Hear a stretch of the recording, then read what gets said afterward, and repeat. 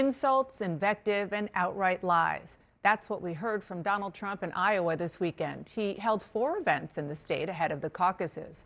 He's got 4 more rallies planned there next weekend, and it's been a while since we heard this much from Trump on the trail. We want to give you a better sense of his rhetoric at these rallies, and we're going to start on Saturday in Newton, Iowa, where he brought up the Civil War. I love studying if you take a look, the wars, I don't know what it is. The Civil War was so fascinating, so horrible.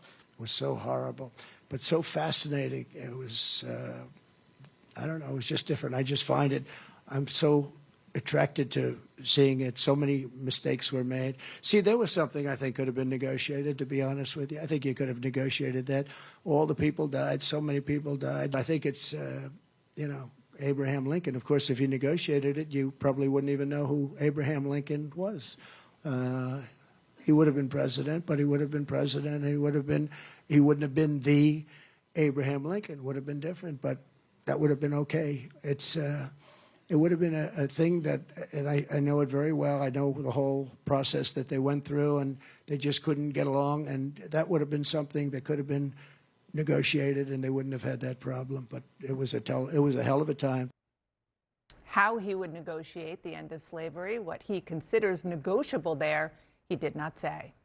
The former president also attacked E. Jean Carroll, the woman who Trump was found liable for defaming and sexually abusing. And if I didn't run, or if I was in 5th place or something, I would have had no indictments. This is all political stuff, including the women's stuff. The Bergdorf Goodman. I meet a woman outside of Bergdorf Goodman. I took her upstairs to a changing booth. It was all made up. And you know who's financing it? Reid Hoffman, their #1 political donor. Reid Hoffman, big fat slob. And I never use the word fat, not even with Christie. In fact, with Christie, but this guy I'll call a fat slob. I met a woman in front of Bergdorf Goodman, took her up to a changing booth right outside where the cash register is. This is New York City. Why didn't you scream? I was in trauma. Again, a jury listened to her arguments in a court of law and decided that Donald Trump was liable. Trump also revived his mocking of the late John McCain for an injury McCain sustained from being beaten while he was a prisoner of war for 5.5 years during the Vietnam War. We're going to fight for much better health care than Obamacare. Obamacare is a catastrophe. Nobody talks about it. You know, without John McCain, we would have had it done. But John McCain, for some reason, couldn't get his arm up that day. Remember? He goes like that. That was the end of that. And here he is at 2 rallies talking about President Biden, who had a well-known stuttering problem when he was younger. Crooked Joe is staging his pathetic fear-mongering campaign event in Pennsylvania today. Did you see him? He was stuttering through the whole thing. He's he's a threat to democracy. I'm a threat. They've weaponized government. He's saying, I'm a threat to democracy. He's a threat to democracy. Well, okay. Couldn't read the word. He says, I'm a dictator. It's so insulting. You know, actually, it's insulting. But he's a threat. You know, he's a threat to he doesn't even know what the word means. He's a threat to democracy. Define democracy, Joe. That's not a fair question. No, the guy can't find steps to a platform. He makes a speech. He can never find the damn steps. Look, the steps. Or you jump out the front if you have to. You can't do that. You have to leave. You know, when you make a speech, his speeches last about 3 minutes. You know why? Because he runs out of fuel. He runs out of fuel. The fuel doesn't last very long. And this is Trump repeating his praise for the authoritarian ruler of China, Xi Jinping. Somebody asked me, is President Xi of China? Now, he controls 1.4 billion people ruthlessly. Ruthlessly. No games, right?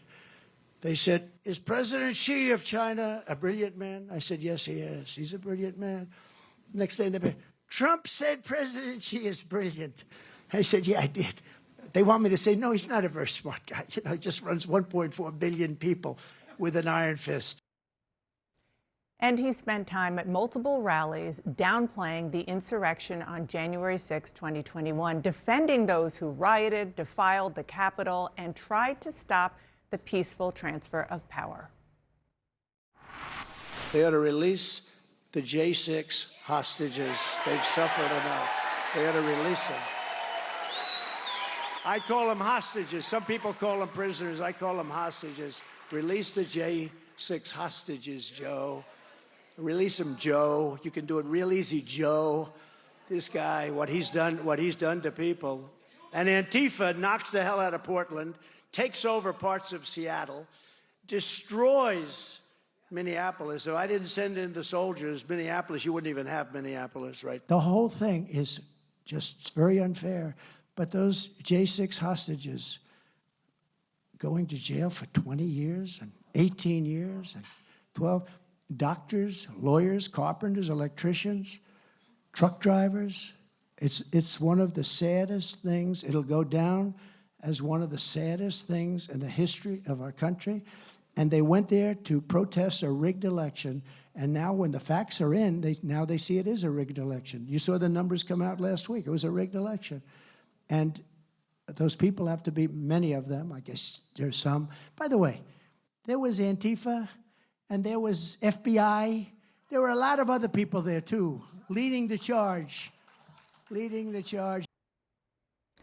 were not the FBI. There is no evidence of that. What the evidence shows, what we all saw with our own eyes, which you can see on the screen right now, people egged on by Donald Trump to falsely believe the election was stolen. And they are not hostages. We all know too well what hostages are. Hostages are hundreds of people brutally taken from Israel into Gaza on October 7th. At least 8 Americans are still hostages.